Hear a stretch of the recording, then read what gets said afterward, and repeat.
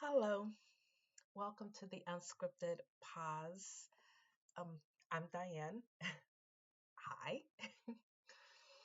Thanks for being here. Thanks for watching and listening. Um, so the last couple of episodes I've been talking about like figuring out life and as I said on one of those, like I could probably talk about figuring out life because that's just kind of every day, right? Um, And I know that those of you that have been like watching and listening and following, or those of you that just know me, right, know that I like my life has just kind of been in limbo right now. I am living the unscripted pause, which is why I named this channel the Unscripted Pause. I am living the unscripted pause. And I think what I want to talk about today is understanding and being comfortable in the pause. And I've said this before, like I'm not like I have a lot of joy, a lot of joy right now. Um, and and while I even though I'm not bringing in full-time income, right? I have brought in some income, like I have some contract gigs that I'm doing and one that I just billed for today. So I mean I do have some things going on. I have something coming up in a couple of weeks. So I do have things going on. I'm just not bringing in full-time income, right? And I am looking for a full-time job, not just contract work, because as I discussed a couple episodes ago, like I think not so much. I don't want to do this, and so looking for a full time job. But I wanted to just really talk about like what this space feels like. I mean, I've talked about it a little bit here and there. I've been dropping some things here and there, but being without a job is hard. Looking for a job is hard. As they say, like looking for a job is a job. Like looking for a full-time job is a full-time job in and of itself. And you have to really talk to yourself to not lose hope, right? You have to not lose hope. Okay? Like I have not lost hope. Am I but let me just be real. Am I a little anxious? A little bit. Am I even a little fearful? Maybe fearful isn't the word. Probably anxious really does sum it up for me. But I think if you feel a little fearful, I think that's okay. I think that's all very quote unquote normal. And it's just this idea of knowing that you need to have something or knowing that you need to be bringing in full-time income, right? Because because you need to live, because you need to live. And knowing that it's not coming in, but you keep surviving, right? God keeps providing, right? Like, because let me be clear, God keeps providing. But you know I just think it wouldn't be right of me if I just kept coming on here like I have joy and I don't have a job and I'm hopeful and because I am like I am those things. I am kind of always like that. But I do also have my times when I'm just like, what is happening? Like, what is going to happen? So we had a realtor come to the house yesterday to talk about selling our house. It's like, and he asked me like, how was I feeling? And I was like it's real. That's how I feel. Like this is real. And like I'm just Tommy and I are just doing what we need to do.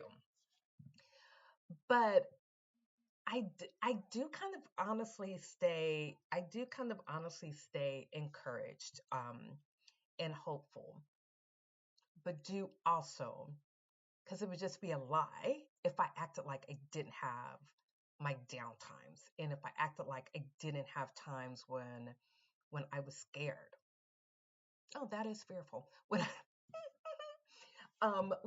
I'm scared, and just because, ooh, let me tell you, I do not like uncertainty.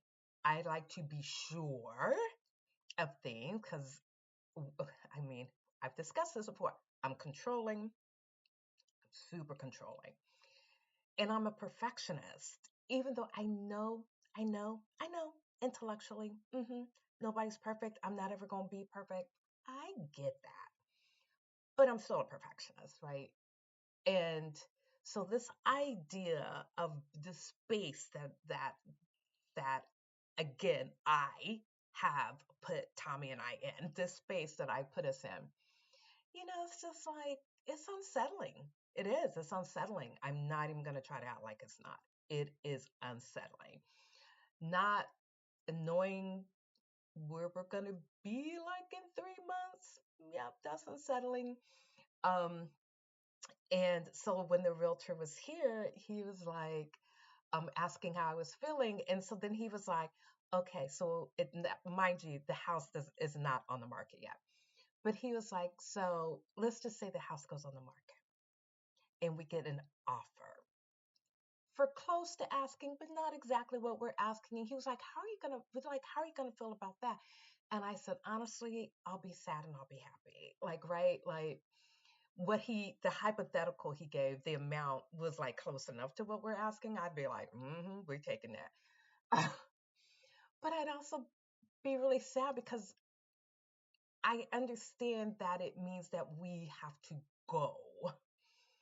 And I get in my head, this is the perfectionist piece and the controlling piece. I get in my head about not so much what will people think, but there is a little bit of that. But there's also the bigger piece of it is how'd you how'd you let yourself get here?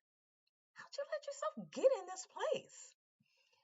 Yeah, that's like the huge piece. And then a small part is like, oh, people are probably thinking like, oh my gosh, how many jobs is Diane going to have? Oh my gosh, how many times is she going to move? Okay, that's not as big a deal to me because you can see I'm laughing. So that's not as big a deal to me. But it is a bigger deal to me that, that I put us in this place. Yeah, I did that. Willingly did that. Like willingly did that.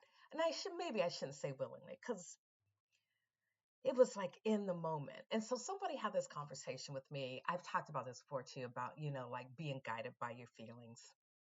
Child, I am guided by my feelings.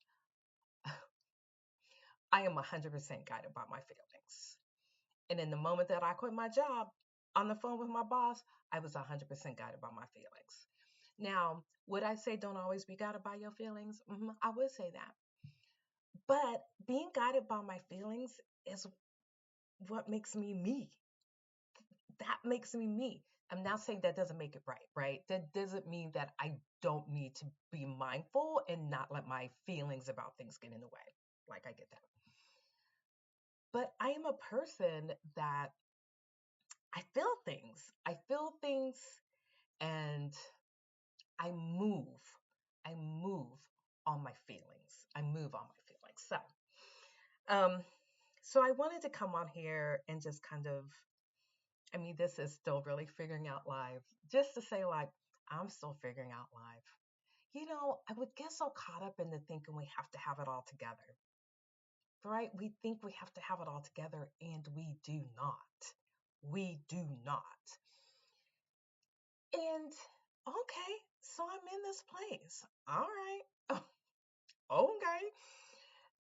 And like so like it's all right. And like my therapist will sometimes say to me, because I'm really good at like negative self-talk. So I don't know if you do this, but I'm really good at being hard on myself and saying like, oh my gosh, I can't believe you did that. Like that was stupid. Why would you do that? Or why are you feeling that way? Right? Again, feelings. And it's just like getting in the feelings and saying, like sitting in the feelings, which can be hard and a lot to do, but also just sitting in the feeling and saying, okay, I recognize how I'm feeling, recognizing it, and just saying, okay, I'm allowed to feel this. I can feel this way, right? As opposed to saying, why are you feeling this way? You shouldn't be feeling this way. That is stupid, right? Those things, the negative. But just like recognize the feeling, like, yeah, I'm in this place of limbo. It feels uncomfortable. And it's okay to say that it feels uncomfortable. It feels uncomfortable. Um, but here I be, here I be in this state of limbo. And we'll put our house on the market. Our house will sell. We will move. Where remains to be seen. You know, I don't know, but I know God knows. I know God knows. Like I said before, I know God knows that I was going to quit my job. It felt like a surprise to me. It was not a surprise to him. I mean, although I think sometimes God looks and is like, ugh, Diane, ugh, that girl. But he's not doing that because he's not surprised. And he knows me and he knows my heart and he knows I am led by my feelings, right? And so if you're in this place of, life's waiting room. Oh, isn't that a lovely way to like that? Just pause. Isn't that a lovely way to put it? Like in life's waiting room.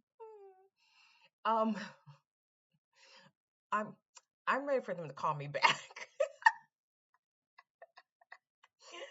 I'm gonna need y'all to call me back already. Like I'm ready to be seen.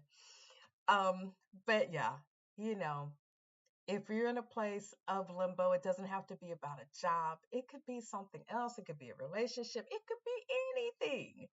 We can get in life's waiting room about a lot of things, but just don't lose hope. Oh, let me say this before I close.